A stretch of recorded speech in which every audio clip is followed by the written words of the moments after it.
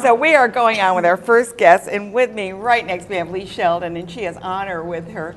And Honor is a service dog. No, I'm sorry, a therapy dog. I got to get that straight.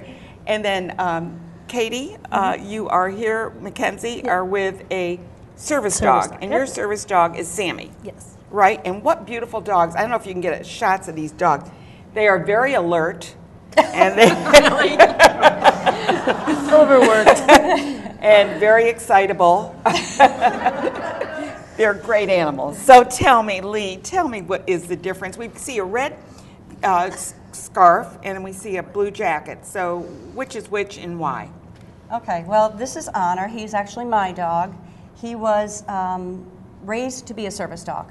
I got him as a puppy. I work with needs, as you know, and I'm a puppy raiser. So he was born to be a service dog. He went into the prison program. He failed. He didn't want to work. He was like, no, thank you. I don't think I want to pick up those keys today. So, because a service dog would be one that would answer the door, not answer the door, but do things like that. Yeah, okay. Hearing dog. Okay. You know, there's a list. They're not of sight different- dogs.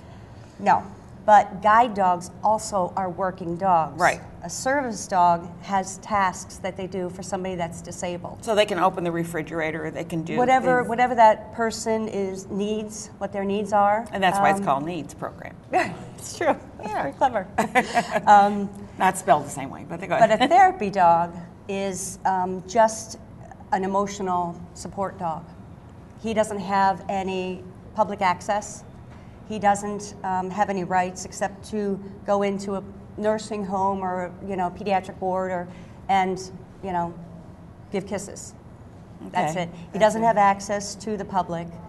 But Sammy, and actually Sammy is a service dog in training by Katie. He has access to everything. He's allowed to go everywhere. The problem, and the reason I invited myself on your show, thank you very much for that. I'm always happy. Is Invite that yourself. it's become an increasingly bigger problem with the internet and the access that people have to get coats and identification Okay, and we'll tags talk about it. online. He's got a little jacket on, right? Sammy, Sammy, hello. Hi, Sammy. You've got a jacket on, and the jacket indicates, because some of them are yellow, and that's for.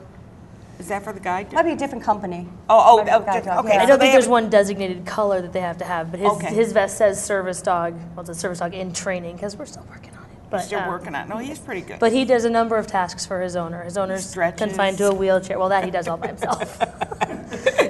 But he will pick up keys. He can operate like those little metal handicap door openers. We taught him how to jump and push those for her so the doors will open, things like that he can do for her. I remember a film that I saw that there was a dog that if a person was going to have a seizure and stuff, so that would be that kind of a dog. If he was trained to sense and alert for that, yes, he could do that. That is not his owner's particular issue, so I don't believe that we've done training for that. But these service dogs will help whatever the needs are.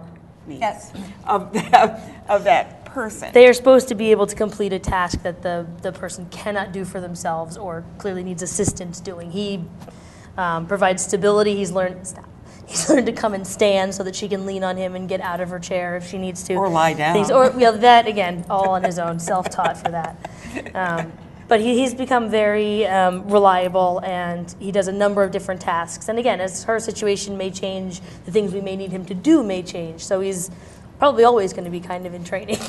So what kind of issues, because you're here to talk about some issues, what are the issues that we're looking at? The problem that we're seeing in the service dog world is I don't want to say the word abuse because I'm not pointing fingers, of people that are putting coats on and going into restaurants, bars. There was an article in New York City. It's become a huge problem because you have a dog in the city. It's challenging. It's very challenging, and it's very easy. And they want to people take love their their dogs pets. everywhere. Because they love them. Yeah, I get it's that. Part of the family.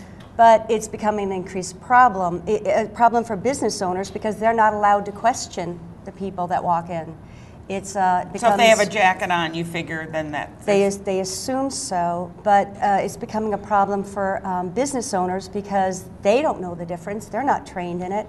And there was a fellow in Massachusetts last summer that didn't recognize the service dog and had the guy leave, and he almost lost his business. And it was this huge problem for business owners. So I think the answer is... Well, you cannot refuse to have an animal come in if it is a guide dog, or visual guide dog, or a service right. dog. And the gray area is it actually a service dog, or are you just pretending that it's a service dog? All the states are jumping on board. New York is a little bit behind, and that's where I'm trying to step in. I've been working with New Hampshire legislation because it's a smaller state. They're actually passing bills, and they've done that. They've gotten to get better regulation for service dogs. They need that. We need that. New York doesn't have really anything. Actually, New York is very far behind. It's not even a fine or a misdemeanor to put a coat on a dog that's not a service dog. Most other states have that in place. It's just a slap on the hand and say, don't do it again. And New York State's huge. Yeah. It's big. They have a lot of other things. I get that, you know. So, but it's not fair for the people with service dogs because they may be... They need these dogs. Yeah, they need those dogs. And if you have 10 dogs already in a place with somebody's illegal get jackets on, and then you walk in and they go, oh, you know, this is getting to be too many dogs. And on a federal level, I know the organizations, my organization and CCI and such, they're trying to get purchasing equipment online banned. But that's a federal, it's going to take a lot, I'm assuming. So I need to put together a team, and the Capital District, I happen to live here. We're right next to Albany. So I need to get a team of people that are going to support, learn the laws. We need to get them changed. We need to get them updated.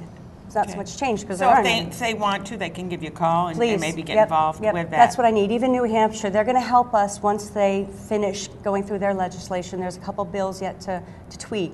And they told me just hang on, but you're not going to be able to do this in New York yourself. So I just have, so contact Lee because she'll be able to help you with that. One of the things I did want to ask is like, and you have the service dog there, so we'll address Katie with this. When you see a sign that says no dogs allowed, like at a fair or maybe a outdoor market or something like that, can you still bring a service dog? Yeah. Okay. I just want to make sure they're generally the exception to the rule. Okay, because I've seen that sign and I've often wondered, can you discriminate against a service dog, and you cannot? Or a guide dog? They're not supposed to. Guide dogs and service dog are the only two working dogs. Okay. Honor's not allowed. He was allowed to go everywhere as he was a puppy in training. Yeah. He was allowed access to everything. Once he was released from a program or once he became a non-working dog, he has no rights. Okay, well, you found out the difference between a service dog and a therapy dog. And give Lee a call. Thank you. Get on the bandwagon. See what you can do. Become an activist.